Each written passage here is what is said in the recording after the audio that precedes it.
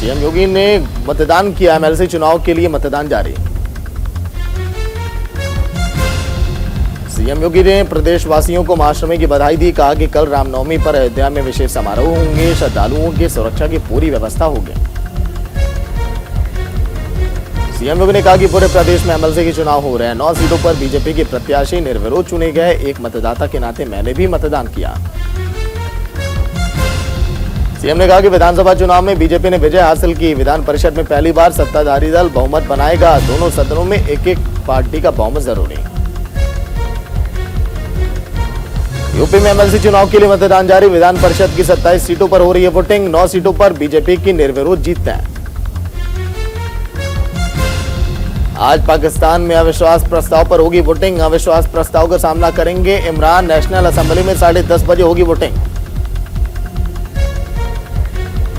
पाकिस्तान के पीएम इमरान खान ने कहा कि खुददारी और हिम्मत की बात करूंगा। कोर्ट का फैसला मुझे नहीं है मंजूर। इमरान खान ने कहा कि अमेरिका ने किया 22 करोड़ आवाम का अपमान। अमेरिका में 4 महीने रची गई थी अपमान करने की साजिश। इमरान खान ने कहा कि भारत एक खुददार देश, कोई सुपर पावर हिंदुस्तान की तरफ आंख उठाकर नहीं देख सकता। हिंदुस्तान की तारीफ करने पर इमरान पर भड़की मरियम नवाज। बोले कि भारत इतना पसंद तो वहीं पर चले जाइए। यूक्रेन की मानवाधिकार आयुक्त का दावा, 6 लाख नागरिक समेत 1,21,000 बच्चे जबरन ले जाए गए रूस। ब्रिटेन ने यूक्रेन को राष्ट्रपति बंद वाहन भेजने का ऐलान किया। देश के रक्षा सचिव बेन वॉलेस ने इस बात की पुष्टि की।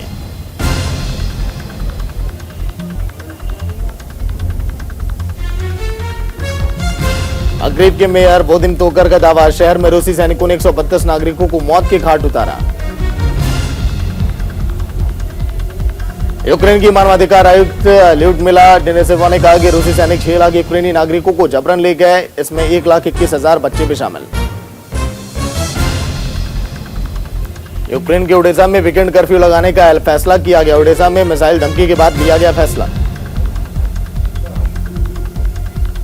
यूरोपीय संघ आयोग की अध्यक्ष उर्सुला वॉन डेर लेयन ने बोचा का दौरा किया। युद्ध अपराधों की जांच के लिए 7.5 मिलियन यूरो ईयू करेगा आवंटन। यूरोपीय संघ के देश रूस में कोयले पर प्रतिबंध लगाते हुए सहमत हुए। 27 देशों ने तेल और प्राकृतिक गैस पर प्रतिबंध लगाने में व्यक्त की समर्थता। कोयले पर प्रतिबंध से रूस को प्रतिवर्ष 4 अरब यूरो का हो सकता है नुकसान। यूरोपीय संघ के कार्यकारी आयोग ने अपने बयान में बताया।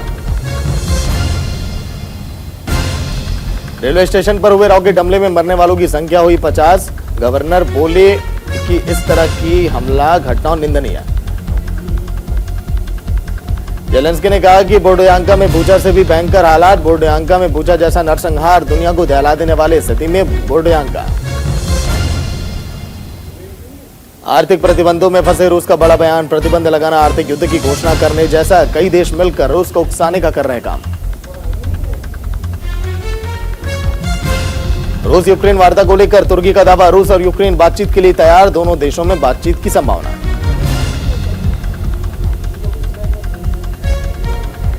तीसरे विश्व युद्ध की आशंका के बीच न्यूक्लियर ब्रीफकेस के साथ सामने आई पुतिन की तस्वीर। पुतिन के साथ न्यूक्लियर ब्रीफकेस के साथ देखा ऑफिसर। आतंकी हफीज सईद को 31 साल की जेल। पाकिस्तान की एंटी टेरर कोर्ट ने सुनाई सजा। मुंबई 2008 के आतंकी हमले में वांछित है हाफिज।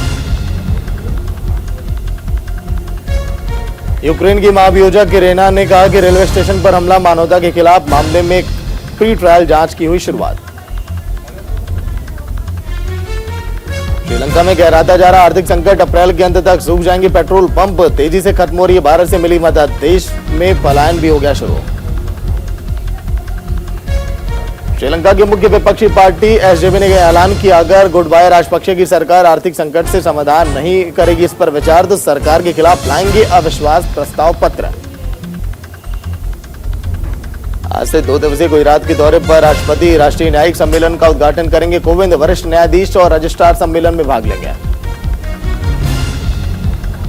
महंगाई के खिलाफ सुरजेवाला आज करेंगे प्रदर्शन। सुरजेवाला कैथल शहर में प्रदर्शन करेंगे। महंगाई रोजगार के मुद्दे पर केंद्र में बीजेपी को भी घेरेंगे। शरद यादव से मुलाकात के बाद बीजेपी पर राहुल गांधी ने साधा निशाना। कहा कि देश को बांटा जा रहा है। बीजेपी विरोधियों से एकजुट होकर अपील की। 10 अप्रैल से 18 प्लस के सभी लोगों को तीसरा डोज लगेगा। नए वेरिएंट के खतरे के बीच सरकार का फैसला।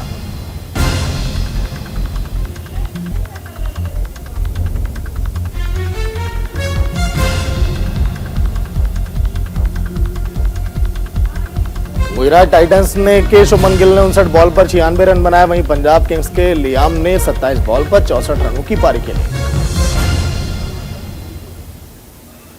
गुजरात टाइटंस के शुभमन गिल और साई सुदर्शन का जीत में रहा बड़ा योगदान। इस जोड़ी ने 101 रन गुजरात टाइटंस के लिए जोड़े।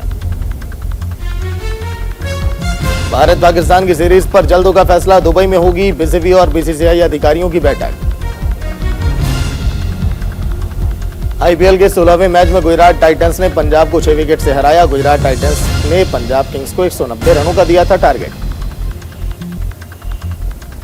पंजाब की पारी के 16वें ओवर में राशिद खान ने 3 गेंदों पर झटके 2 विकेट। ओवर की तीसरी गेंद पर लियाम और 5 विकेट पर शाहरुख खान को आउट किया। आईपीएल 2022 में डीवाई पाटिल मुंबई में चेन्नई और हैदराबाद के बीच होगा मुकाबला। पुणे के मैदान में बेंगलुरु और मुंबई इंडियंस होंगे आमने सामने। एनआरआई ने किया राष्ट्रीय टीम का ऐलान। 5 साल बाद हुई ओलंपिक मेडलिस्ट विजय कुमार की वापसी। अडानी ग्रीन को मिला ग्लोबल इन्वेस्टर का साथ। अबू धाबी की आईएससी करेगी अडानी ग्रुप में 15,000 करोड़ का निवेश। म्यूचुअल फंड के निवेश में आया 44% का बम्पर उछाल। मार्च के महीने में किया 28,463 करोड़ का रिकॉर्ड निवेश। टैक्स कलेक्शन में आई 34% की तेजी। डायरेक्ट टैक्स कलेक्शन में 49% की उछाल। दिल्ली हाईकोर्ट ने किया spice jet chairman Ajay Singh को 25 लाख शेयरों को रखने का आदेश। धोखाधड़ी मामले में गिरफ्तारी की दी गई सुरक्षा। शेयर बाजार में तमा गिरावट का सिलसिला। निफ्टी 17,750 के ऊपर हुआ बंद।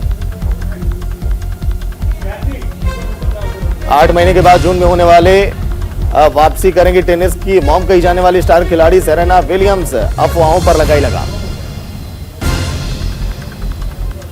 ऑस्ट्रेलिया ओपन के पूर्व विजेता जो सोंगा ने घोषणा की फ्रेंच ओपन के बाद टेनिस को कहेंगे अलविदा। रणबीर कपूर और आलिया की शादी की डेट कंफर्म। 13 को मेहंदी और 14 अप्रैल को लेंगे 7 फेरे।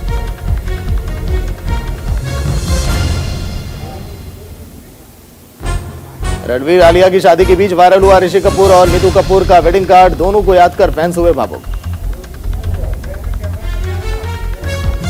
शादी से पहले आलिया भट्ट के लिए बैचलर्स पार्टी आयोजित करेंगे आकांक्षा और अनुष्का। बचपन के सभी दोस्त होंगे शामिल।